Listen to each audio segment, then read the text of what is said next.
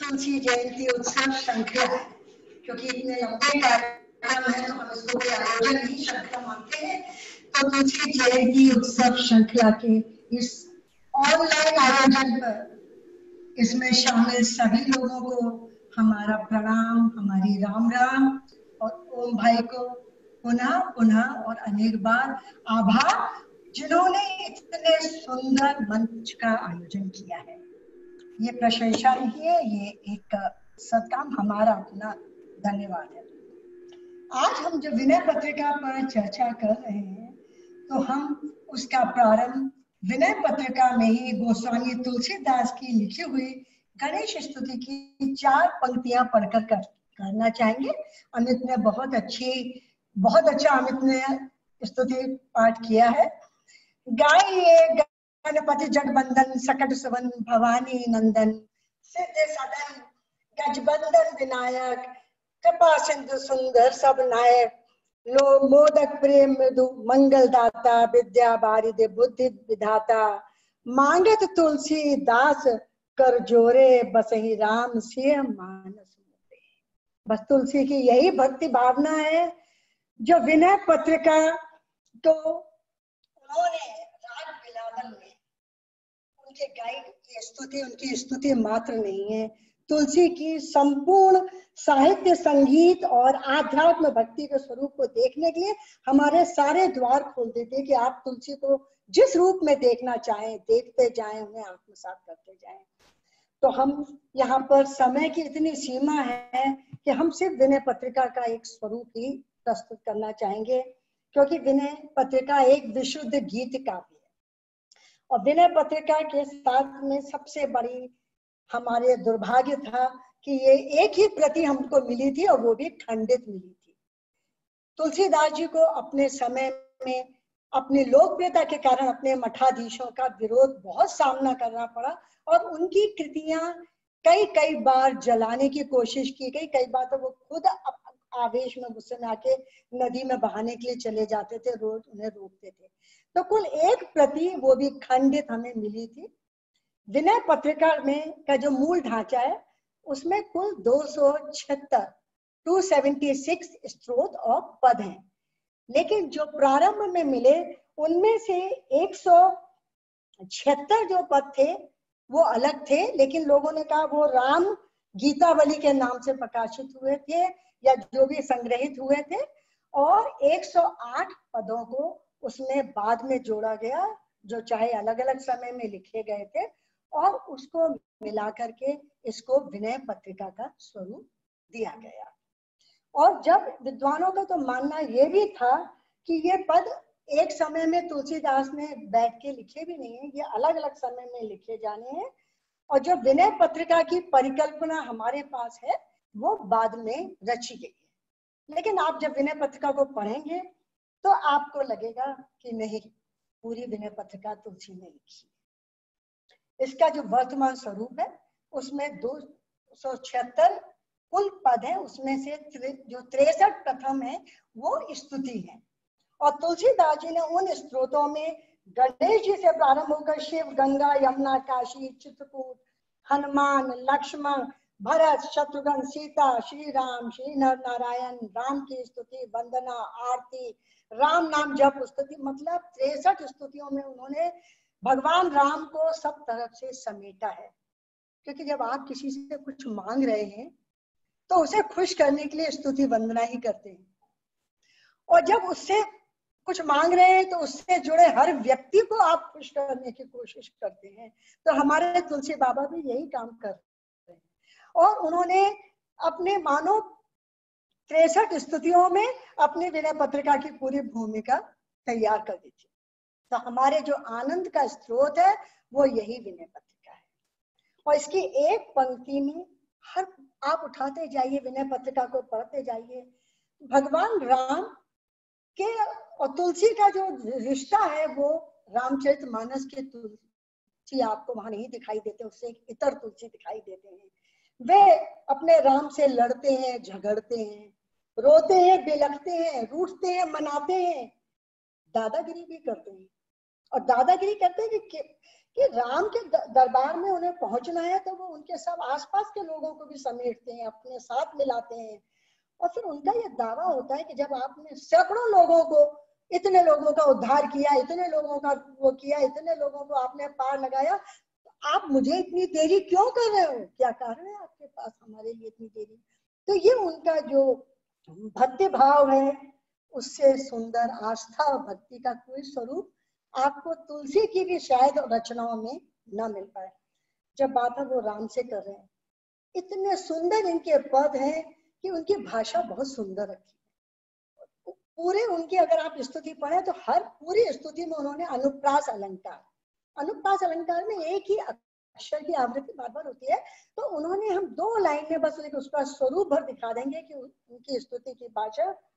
दनुज सूदन दया सिंधु दंभ वाहन दहन दुर्दोष दर्पाप हरता वरद बंदाब बागीश विश्वात्मा विरज बैकुंठ मंदिर बिहारी दास तुलसी खेद खिन्न आपन्न शोक संपन्न अतिशय सभितम प्रणत पालक राम परम करुणा धाम पाहिर माम विपति दुर्निरीतम। तो मतलब एक अनुप्रास अलंकार और एक स्तुति में नहीं, 63 की 63 स्तुति में आपको अलग अलग अलंकार मिल जाएगा। तुलसी बाबा का जो भी ज्ञान था वो घूम घूम कर उन्होंने प्राप्त अपने गुरुओं से किया था। जिंदगी के थपेड़ों ने उन्हें हर बार बस राम से जोड़ दिया। अपनी रोटी भी वो उसी से कमाते थे। उनके पास स्वर बहुत सुंदर था और उससे भी ज्यादा उनके पास गंभीर भाव थे और भक्ति में आकंठ डूबे तुलसी। जब भक्ति के पद लिखते और मधुर स्वर में कभी कभी किसी मंदिर में गाते या विशेष आयोजनों में बुलाए जाते तो सारा जन समूह जैसे बह उठता था और वही उनके प्रति लोगों की शत्रुता का उस समय कारण था।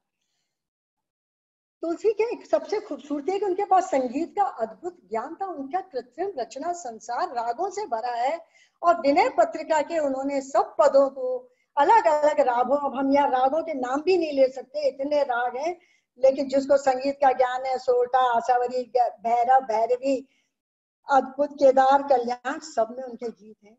राग भैरव की 4 पंक्तियां हम गाते नहीं है लेकिन हम बस सुना सकते हैं। राम जपु राम जपु राम जपु बाबरे घोर भाव नीर निधि नाम निज बाबरे तुलसी परोसो त्यागी मांगे क्रूर कौर रे राम नाम तुलसी को जीवन आधार रे। राम की कृपा पाने के लिए वे बहुत हठी है। ये तुलसी का एक अलग रूप है। पीछे पड़ना और पीछे पड़े रहना और पीछे छोड़ना ही नहीं है, एक पल भी उन्हें विस्मित ना करना देना। बस हम आज तुलसी से यही भक्ति भावना सीखना चाहेंगे और शायद हम भी यही भक्ति मानेंगे अपने लिए। सिर्फ विनय पत्रिका में इस समय हम कोई ज्ञान चर्चा नहीं कर रहे, सिर्फ तुलसी के भावों के साथ हम अगर आत्मसात करते जाएं तो ना अर्थ समझना पड़ेगा ना उसकी व्याख्या। बस भक्ति से प्रेरित हम सबको तुलसी की प्रार्थना अपनी प्रार्थना लगने लगेगी। बहुत सुंदर सा उनका पद है।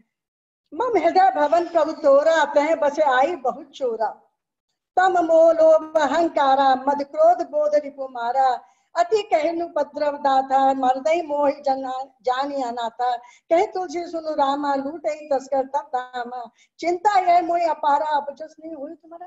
कि हे तुलसी राम, जिस हृदय में तुम हमारे बैठे और उसमें ये तम मोह अहंकार मेरे हृदय में आ रहे, ये सब डाकू है। मेरा कोई नुकसान नहीं होगा, मैं कुछ नहीं लूटूंगा, लेकिन आपको कितना अपयश मिलेगा, मुझे इन सबसे मुक्त कर दो। ये उनके भक्ति का भाव है। और तुलसी की बात राम के साथ बड़ी सच्ची सीधी खरी है। मैं जैसा भी हूँ आपका हूँ, मैं कुछ साबित नहीं कर रहा हूँ, आप अपने नाम के अनुरूप काम करो। मैं दुर्निवीत कृतज्ञ खोटा पापी मलिन बुद्धि तुलसीदास दीन तुलसीदास नीच तुलसीदास गुलाम गरीब भिखारी साधन विहीन दास नीचों में सबसे नीच हूँ। क्या फर्क पड़ता है उससे? राम से बड़ो है कौन? वो अपनी बात कह रहे हैं, हम क्या है, से क्या मतलब है? राम सो बड़ो है कौन मोह सो कौन छोटो राम सो खरो है कौन मोह सो कौन खोटो। राम का गुलाम नाम राम बोले राख्यो राम प्रभु की बड़ाई बड़ी अपनी छोटाई छोटी, प्रभु की पुनीतता आपनी पाप पीनता, नीचऊ निवाजे प्रीत रीत की प्रवीणता। आप सिर्फ अपना काम करो, मेरे ऊपर मत दो कि मैं कैसा हूं।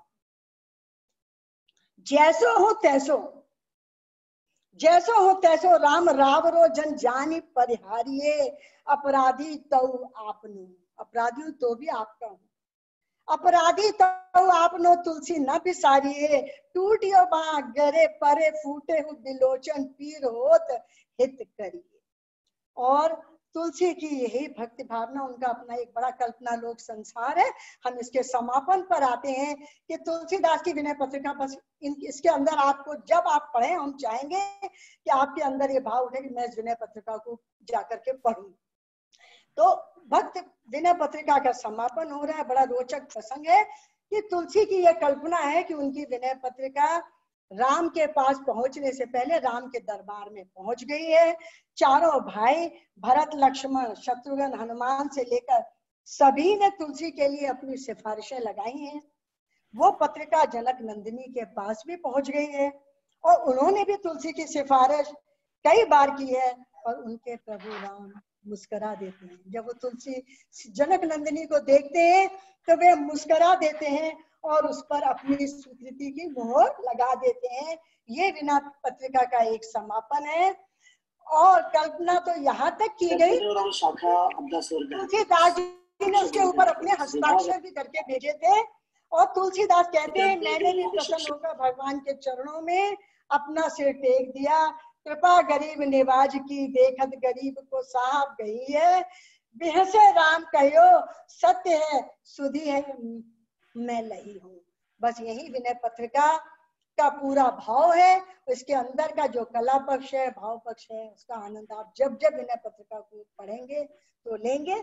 एक बात बस, अभी गुप्ता जी ने बहुत अच्छी तरह सारी किताबों का उनका ग्रंथ का किया, लेकिन बस इतनी सी बात है कि रामचरितमानस के अलावा यदि कोई रचना साहित्यिक स्तर पर, शैक्षणिक स्तर पर, क्लास 6वीं की कक्षा से लेकर और एमए स्तर तक और शोध तक जो पढ़ी गई, वो विनय पत्रिका ही रही, जिसका पाठ जो साहित्य में अच्छी तरह से समझी गई है।